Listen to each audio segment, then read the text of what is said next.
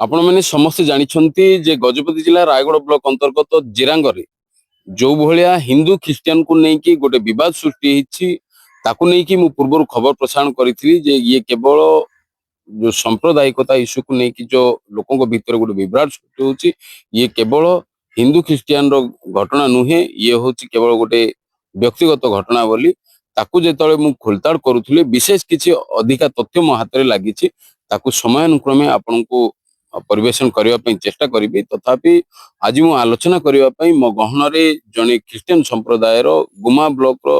गुमा चर्च अंतर्गत पूर्वतन डिकन अच्छी तांको सहित अधिक आलोचना करी जे घटनाटा को केमती सी अनुध्यान करुछंती सर विशेष करी आपण पाखरु मु आलोचना करने ପାଇଁ चाहिए जेहेतु कि वर्तमान ये जो रायगढ़ ब्लॉक रो जिरांगरे जो समस्या चली आपण बोधे हुए ता ऊपर अवगत थिबे जे आमे अनुभव जहा करूछु आम हाथे तथ्य जहा लागिछि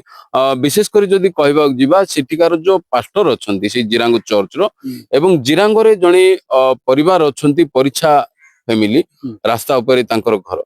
तो ए दुई परिवार भितरे किछि गुटे जमी जमा विवाद गुटे किछि चालिछि किछि वर्ष होला ताकू नै कि से कोर्ट द्वारस्थ होइथिले तार तथ्य भी आम पाखरे अछि तो वर्तमान से जो तथ्यटा को नहीं कि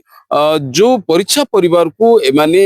जदि ख्रिस्टियन समुदाय संप्रदायर कौन लोक जदि से परीक्षा परिवार को सहित संपर्क रखती ताहले तांको बाछंद करिवार गोटे नीति आनिछंती जो द्वारा कि गाँ भितर थिबार जो भाई माने अछंती जो ख्रिस्टियन संप्रदायर एवं ये जो परीक्षा घर जो हिंदू संप्रदाय एमानक भितरे जेहेतु कि गोटे संपर्क रही जे जाति संपर्क जेहेतु जाति रे एमाने पाण तो भाई भाई संपर्क गोटे रही धर्म अलग आ घर जो जाति संपर्क अलग यही संपर्क भितर जेहेतु कि लोक साधारण घर सहित जीवे ना जो व्यवसाय करुछंती से अनुष्ठान किछि किनिबे कौन प्रकार जदि आवश्यक पड़े से पाखु गले एमान को बाछंद कर दउछंती तो विशेष करी आपण पाखु पचारिया पई चाहिबी सर जे आपण जो बाछंद करिवार नीतिटा आपण को बाइबल भितर अछि ना एठी गोटे नुआ रे आईन को माने प्रणयन करछंती। नमस्कार। बासंद बासंद बासंद नीति बाइबल रे नहीं कौन सी जगह नहीं कारण जो माने समाज रो बासंद से मान को प्रभु को निकट को आनिबा को कहै सेमिति ही आम लोक थिले पूर्वर दलित थिले निष्पेषित थिले सुसमाचार जो शुणिले से माने प्रभु को ग्रहण करे से माने ख्रिस्टियानिटी को आसिले वर्तमान जो सेठी नीति लागू होछि सेमति नै गोटे अछि जिंस ना गोटे संगीन अपराध करिवे गोटे स्त्री थाउ थाउ आ गोटे स्त्री रखिबे व्यभिचार करिवे किंबा किछि मंडली रो अर्थ खाई देबे एई बड़ी किछि गोटे संगीन क्षेत्र रे से लोक माननकु अंतर करा जाय आ गोटे भी अछि मो झियो कि मो पुओ जदि मोर अनुमति रे गोटे मो झियो आ गोटे पुओ को पढ़ेला एवं मो पुओ आ गोटे झियो को नै आसला से क्षेत्र में मध्य किछि क्षण पाई से मानु क्षमा मागिबे को कुआ जाय जे से मो अजणात रे मो पुओ कन्या नै जाईछि प्रेम करी किंबा मो झियो प्रेम चोरा भितरे पड़ी एतिकी अछि सिना कौनसी बासंद नहीं चर्च को जीवा को मना नहीं अन्य मान सहित मिसिया को मना नहीं बाइबल रे नहीं। सर देखो आपण जेमती कहथुले जे जो माने ए जो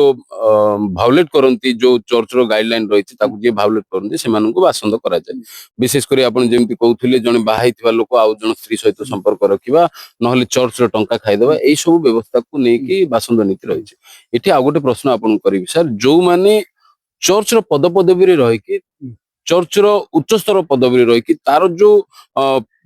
से जो प्रभाव जो फायदा उठाउछंती अन्य लोकों ऊपर पाप लदी दउछंती एटा कोन बासंद नीति भितर आसीबो ना आसीबोनी ना बासंद तो लोक माननकु कहि कि सेठी जोडा हिची मीटिंग कले रजिस्ट्रेशन रे पास कले कि कोन कले तांको 5000 टका जरिमाना सब लगेले 8 जन को हला कि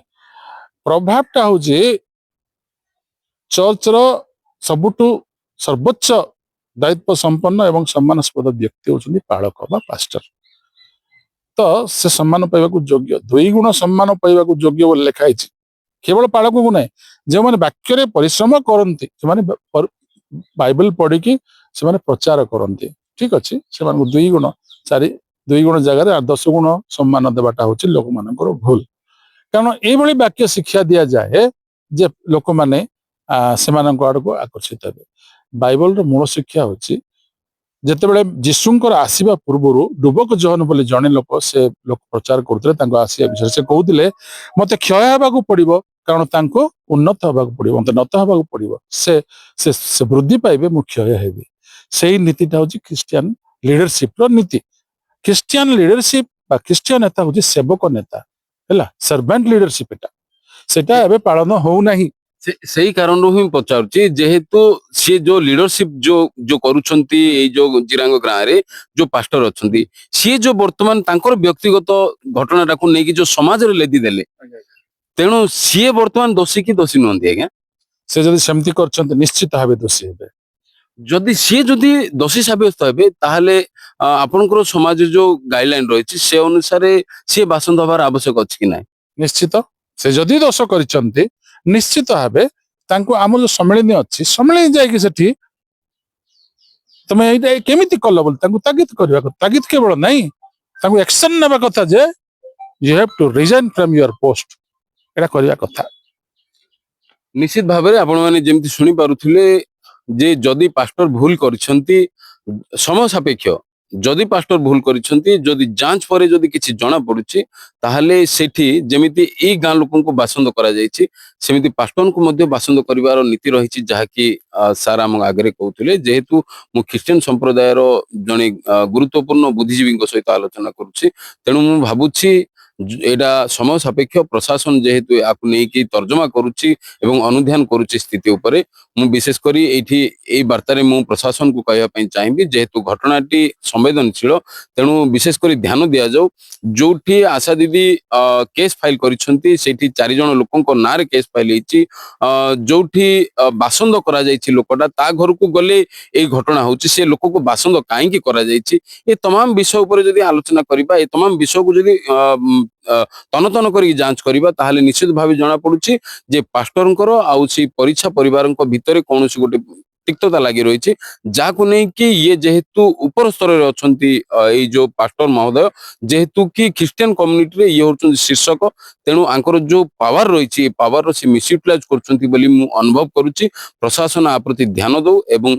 ଯଦି ଏଇଟା ଯଦି ସେମିତି କିଛି ଘଟଣା ହେଇଛି, ତାଙ୍କୁ ଏଇଭଳିଆ ବେଆଇନ ଆଇନ ତିଆରି କରିବା ପାଇଁ କିଏ ଅଧିକାର ଦେଇଛି ତାଙ୍କୁ ପ୍ରଶ୍ନ କରାଯାଉ ଏବଂ ସମାଜରେ ଯୋଉ ବିଭ୍ରାନ୍ତିକରଣ ପରିସ୍ଥିତି ସୃଷ୍ଟି ହଉଛି ତାଙ୍କ ଲାଗି, ତେଣୁ ତା ପ୍ରତି ଆଇନଗତ ଭାବରେ କାର୍ଯ୍ୟାନୁଷ୍ଠାନ ନିଆଯାଉ। ଗଜପତି ଜିଲ୍ଲା ପାଳାଖେମୁଣ୍ଡି ସହରରୁ ସୁଜିତ ପ୍ରଧାନଙ୍କ ରିପୋର୍ଟ, ଓଡ଼ିଶା ନ୍ୟୁଜ 5।